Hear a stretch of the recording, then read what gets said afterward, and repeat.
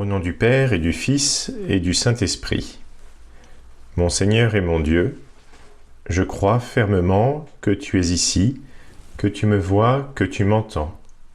Je t'adore avec profonde révérence.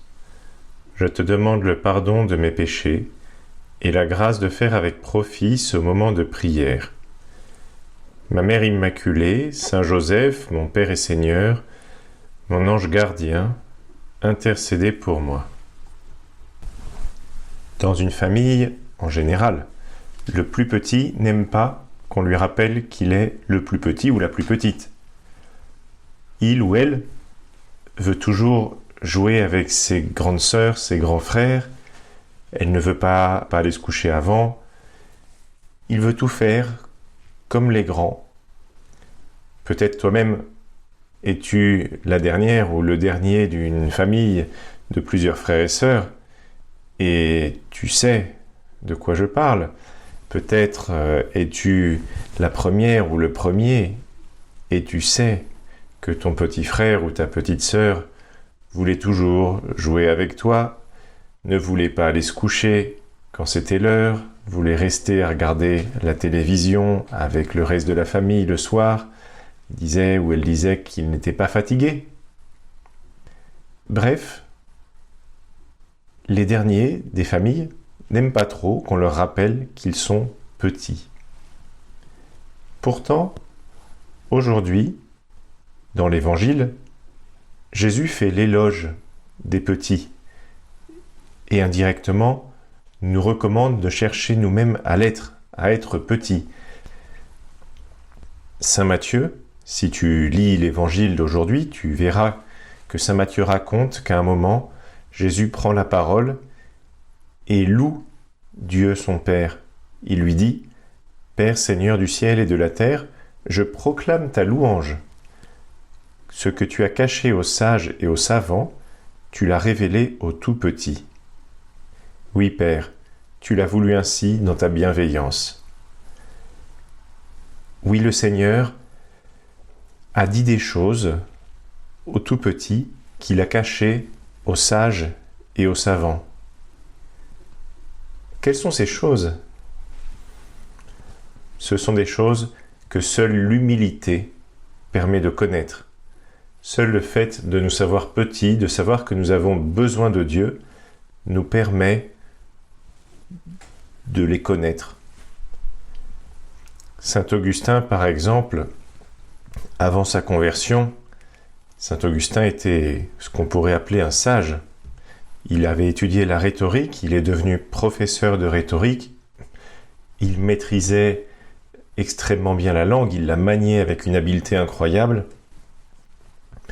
Et donc quand il a lu la Bible, pour la première fois, il s'est dit « C'est mal écrit, ce n'est pas pour moi, c'est pour les gens ignorants. » Il était sage, il était savant, et il n'a pas été capable de voir le trésor qui se trouvait être entre ses mains lorsqu'il tenait la Bible et qu'il la lisait.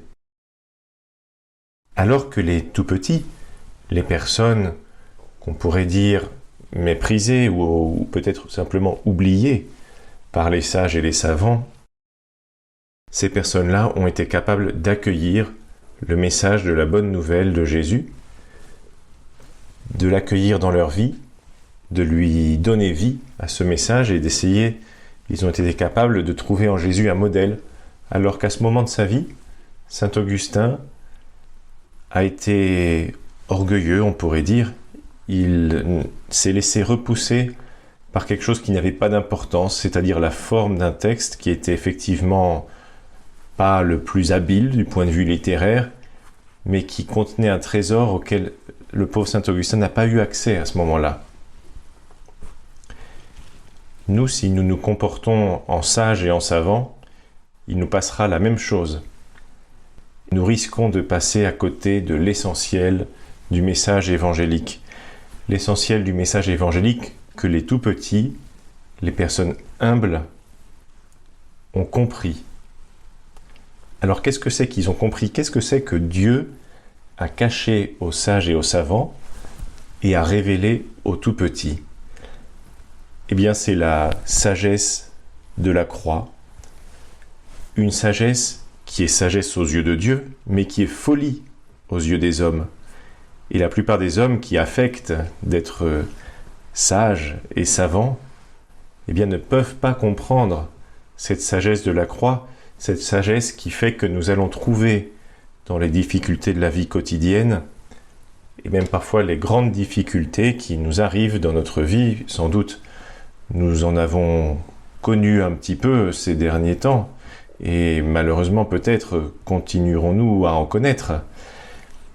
Eh bien, nous allons trouver dans ces difficultés le Christ qui est sur la croix et qui nous appelle. Comment répondre à cet appel ? Saint Jean-Paul II, qui était un grand connaisseur de la croix, de la valeur de la souffrance, parce qu'il avait lui-même beaucoup souffert dans sa vie. C'était un homme absolument charmant, mais il avait quand même beaucoup souffert dans sa vie.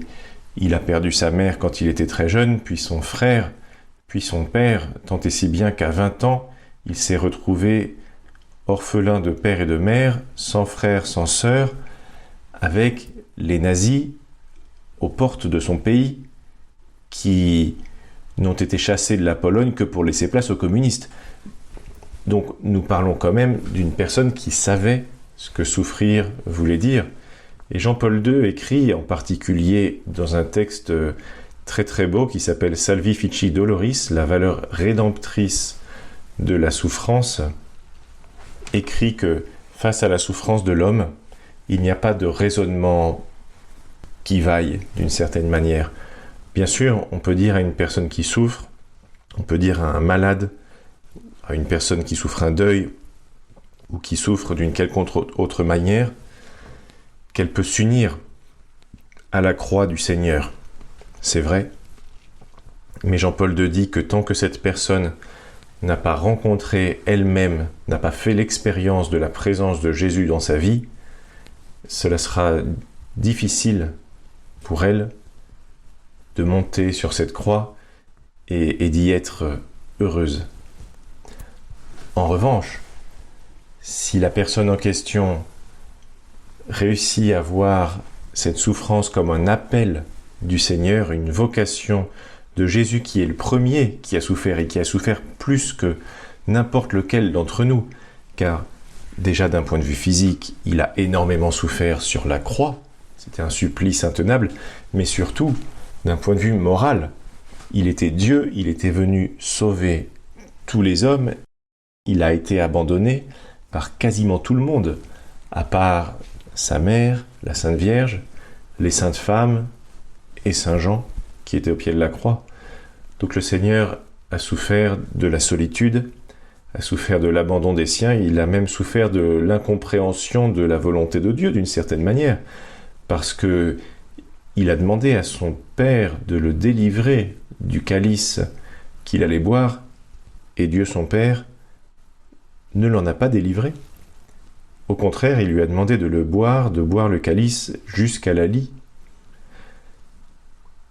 Et le Seigneur s'est exclamé sur la croix, « Mon Dieu, pourquoi m'as-tu abandonné ?» Il a eu l'impression d'être abandonné par tous. Bien sûr, il savait que Dieu son Père ne l'a jamais abandonné. Et c'est pour ça que l'on peut dire que d'une certaine manière, Jésus était heureux sur la croix parce qu'il savait qu'il faisait la volonté de son Père. Mais humainement, physiquement, moralement, psychologiquement, Jésus a énormément souffert. Jésus a donc souffert avant nous et il nous lance cet appel à le rejoindre sur la croix à travers les difficultés, les douleurs, les souffrances de la vie, les souffrances qui inévitablement jalonnent notre vie. Et ce qui est le plus dur dans la souffrance, ce n'est pas la souffrance en elle-même, c'est la souffrance qui n'a pas de sens. Quand la souffrance a un sens, elle est facile. Quand je souffre, par exemple, parce que je suis une femme mariée dont le mari déménage à l'étranger, parce qu'il vient de trouver un nouveau travail, donc moi je déménage avec lui, bien sûr, parce que je suis sa femme, je suis heureuse d'être avec lui. Et donc je ne vois pas la souffrance d'une certaine manière, même si ça va me coûter d'être dans un pays étranger dont peut-être je ne parle pas la langue, là où je ne connais personne, mais ce que je veux, c'est être avec mon mari. Quand je suis un père de famille dont l'enfant pleure la nuit, bien sûr, ça me coûte de me lever, mais je le fais parce que j'aime mon enfant, cette souffrance a du sens.